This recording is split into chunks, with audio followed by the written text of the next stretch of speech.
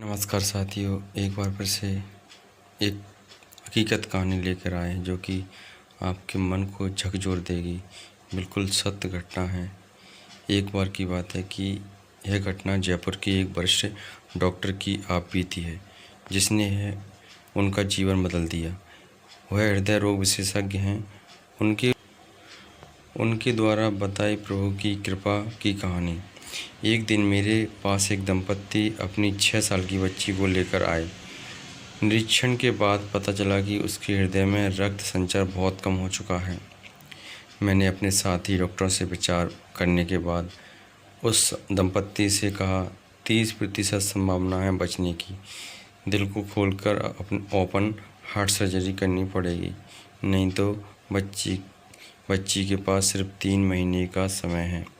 माता पिता भावुक होकर बोले, डॉक्टर साहब, इकलौती बेटिया है, ऑप्शन के अलावा और कोई चारा नहीं है। मैंने अन्य कोई दिक्कत के लिए मना कर दिया। दंपत्ति ने कहा, आप ऑप्शन की तैयारी कीजिए। सर्जरी के 5 दिन पहले बच्ची को भर्ती कर लिया गया। बच्ची मुझसे बहुत घुल मिल चुकी थी, बहुत प्यारी बातें करती थी। उसकी माँ को प्रार्थना में अटूट विश्वास था और सुबह शाम बच्ची को यही कहती, बेटी घबराना नहीं, भगवान बच्चों के हृदय में रहते हैं, वह तुम्हें कुछ नहीं होने देंगे। सर्जरी के दिन मैंने उस बच्ची से कहा, बेटी चिंता न करना, ऑपरेशन के बाद आप बिल्कुल ठीक हो जाओगे। बच्ची ने कहा, डॉक्टर अंकल, मैं बिल्कुल नहीं डर रही, क्योंकि मेरे हृदय में भगवान रहते हैं। पर आप जब मेरा हार्ट ओपन करोगे तो देखकर बताना भगवान कैसे दिखते हैं। मैंने उसकी बात पर मुस्कुरा उठा। ऑपरेशन के दौरान पता चल गया कि कुछ नहीं हो सकता, बच्ची को बचाना असंभव है। दिल में खून का एक कतरा भी नहीं आ रहा था। निराश होकर मैंने अपने साथी डॉक्टर से वापस दिल को स्विच करने का आदेश दिया।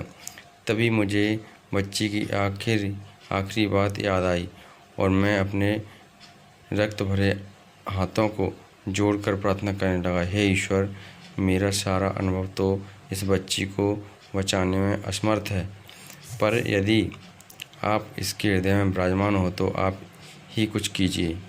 मेरी आंखों में आंसू टपक पड़े।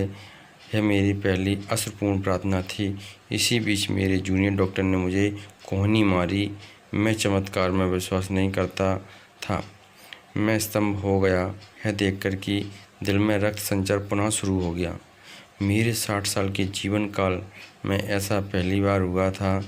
ऑपरेशन सफल तो हो गया, पर मेरा जीवन बदल गया। होश में आने पर मैंने बच्ची से कहा, बेटा, मैंने तुम्हारे हृदय में भगवान देखे, बिल्कुल तुम्हारे माता पिता जैसे दिखते थे, हर पल तुम्हारे साथ। इस घटना के बाद मैंने अपने ऑपरेशन थिएटर में प्रार्थना का नियम निभाना शुरू किया। मैं यह अनुरोध करता हूँ कि सभी को अपने बच्चों में प्रार्थना संस्कार डालना ही चाहिए। बस हमें भी हिम्मत नहीं हारनी चाहिए और ना ही अपने अच्छे समय में भगवान की भक्ति, उनका स्मरण बंद करना चाहिए, बल्कि अपने अच्छे समय के लिए भगवान को सदैव धन्यवाद देते रहना चाहिए।